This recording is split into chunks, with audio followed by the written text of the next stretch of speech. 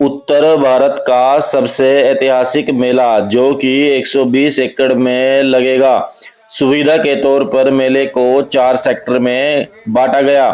कपालमोचन के सरोवर में छोड़ा गया पानी। डीसी राहुल हुड्डा रहे मौजूद। 4 नवंबर से शुरू होकर 8 नवंबर तक चलेगा मेला। यमुनानगर जिले के कपालमोचन में लगने वाला सबसे ऐतिहासिक मेला 4 नवंबर से शुरू होकर 8 नवंबर तक चलेगा। यमुनानगर के डीसी राहुल हुड्डा ने सरोवर में पानी छोड़कर विधिवत रूप से इसका आगाज किया। साथ ही सरोवर का निरीक्षण भी किया। उत्तर भारत के सबसे ऐतिहासिक मेले का जल्द आगाज होने वाला है। बिलासपुर के कपालमोचन में यमुनानगर के डीसी राहुल हुड्डा पहुंचे और पूरे विधि विधान के साथ कपालमोचन के तीनों सरोवरों में जलभराव की शुरुआत की। डीसी के साथ बिलासपुर के एसडीएम जसपाल गिल भी मौजूद रहे।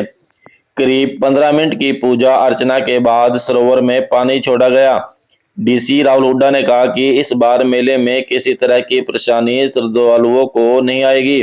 मेले में वो सभी सुविधाएं जाएगी जिसकी श्रद्धालुओं को जरूरत है और इस बार किसी भी तरह की कोई परेशानी श्रद्धालुओं को नहीं आएगी। यहाँ पर डीसी ने कहा कि हर बार की तरह इस बार भी जो बसों की सुविधा है वो लगातार यहाँ पर जारी रहेगी। किसी प्रकार की आवाजाही में कोई भी परेशानी श्रद्धालुओं को नहीं आने दी जाएगी। हर्ष के साथ यह जो है सभी धर्मावलंबी सज्जनों से कहना चाहते हैं कि कम समय में साहब ने अगले साल पूर्व में इतना सुंदर मेला लगा दिया। इस बार तो काफ़ी समय है और आज हमें आकर के यहाँ ये देख रहे हैं कि चारों तरफ साफ़ सफाई बहुत सुंदर है और ये जो है सो खुशी का विषय है, अपार हर्ष भी है। और ये है कि हमारे धर्म के प्रति जो है सो लोगों की आस्थाएं बढ़ रही हैं, पहले से भी हैं और लाखों हजारों जो है सो तीर्थयात्री यहाँ आकर के और इस कुंड में जो है सो डुबकी लगाते हैं और सभी अपने पापों से मुक्ति को जो है सो प्राप्त कर लेते हैं। यहाँ तक कि ब्रह्मवर्त पुराण में ये बताया गया है कि अन्य क्षेत्रे कृतम पापम तीर्थ क्षेत्रे विनश्यति अतीर्थ क्षेत्रे कृतम पापम वज्रविलेपो भविष्यति। जहाँ तक अपितु पूरे विश्व में यह बात जो है सो दर्शाया गया है कि ब्रह्म का पालिक दोष वो होता है जैसे लोग जाके गया जी में पिंडदान इत्यादि करते हैं या जो है सो भगवान नारायण बद्रिका आश्रम में जाते हैं, हरिद्वार जाते हैं। लेकिन कहते हैं कि तीर्थों में सर्वश्रेष्ठ तीर्थ जो है सो हमारा ये कपालमोचन तीर्थ है, जहाँ स्वयं जो है सो भगवान शिव आकर के अपने हाथों को धोया। तो हम ये मानेंगे कि जो है सो प्रति साल भांति जो है सो इस भांति अपार हर्ष है और ढेर सारा शुभकामनाएं। कपालमोचन पहुंचे हैं, आज क्या उद्देश्य था? एक्चुअली जी अब आज से जो है मेले में जो है जल भराव, जो हमारा कुंड है उसमें जो है जल भराव का कार्यक्रम जो है शुरू हुआ है। तो इसलिए हमने पूजा की है ताकि इस बार का जो कपालमोचन मेला है वो बिना किसी विघ्न के, बिना किसी बाधा के बहुत ही ग्रैंड तरीके से जो है संपन्न हो सके। जिस बार मेले को खास बनाने के लिए किस तरह की तैयारियां हैं प्रशासन की? इस बार जी हमने बहुत पहले से अपनी तैयारी शुरू कर दी थी ताकि लास्ट मिनट में तैयारियों के चक्कर में किसी प्रकार की कोई कमी ना रह जाए। पूरे मेले के क्षेत्र जो है वो लगभग 126 एकड़ में फैला हुआ है। इसको 4 सेक्टर जो हमें डिवाइड कर दिया गया है। हर सेक्टर में व्यापक हर किस्म की जो है सुविधा दी जाएगी। पुलिस की सुरक्षा भी होगी, फायर ब्रिगेड भी होगा, एम्बुलेंस भी होगा, भंडारे की भी व्यवस्था होगी। पूर्ण रूप से जो है हमारी इसमें तैयारी है।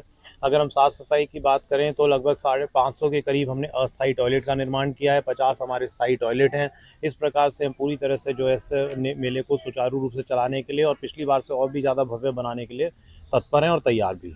कोरोना के बाद सर 2 साल बाद अब की बार जो है बहुत अच्छे से मेला आयोजन किया जा रहा है और देखा जा रहा है कि सफाइयों पर विशेष ध्यान दिया जा रहा है। तो और भी कुछ नया एड ऑन किया जा रहा है इस बार? जी, इस बार हमारी वैसे तो पिछले साल भी है पर इस बार और भी हमारा जो है सीसीटीवी की कवरेज जो है पूरा क्षेत्र इसमें कवर्ड रहेगा। पार्किंग की भी व्यापक व्यवस्था की जाएगी। सभी को जो है गाड़ियों को जो आप मीडिया कर्मी हैं या बाकी के जो वीआईपी है उनको जो है बाकायदा पार्किंग के स्टिकर भी दिए जाएंगे। सोचा किसी भी मेले को चलाने के लिए बहुत आवश्यक है कि उसमें सफाई का विशेष ध्यान रखा जाए, क्योंकि लगभग 8 से 10 लाख लोगों की हम उम्मीद कर रहे हैं और हम चाहते हैं कि जब वो यहाँ से जाएं तो अपने साथ एक सुख वाला अनुभव लेकर जाएं।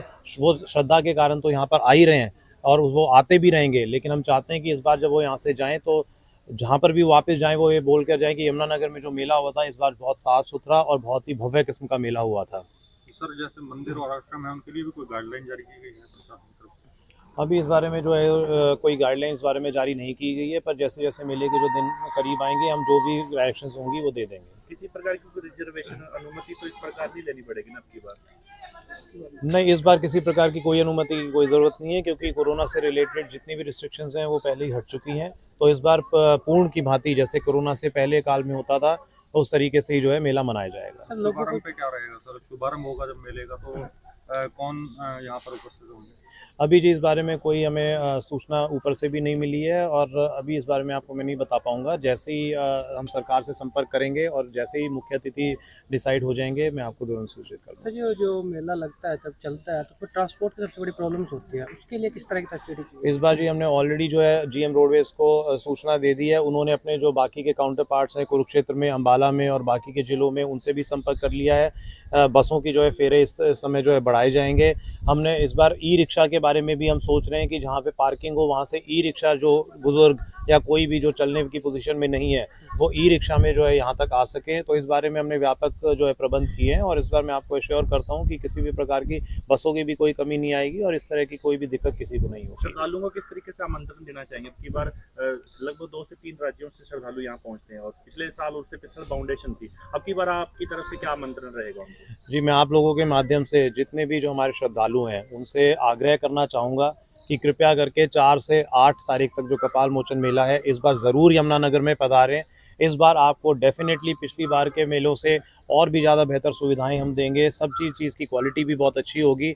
इसलिए वैसे भी 2 साल के बाद ये पूरे ग्रैंड रूप में मनाया जा रहा है, तो मेरा लोगों से आग्रह है कि कृपया करके बहुत बड़ी संख्या में यमुनानगर में पधारें।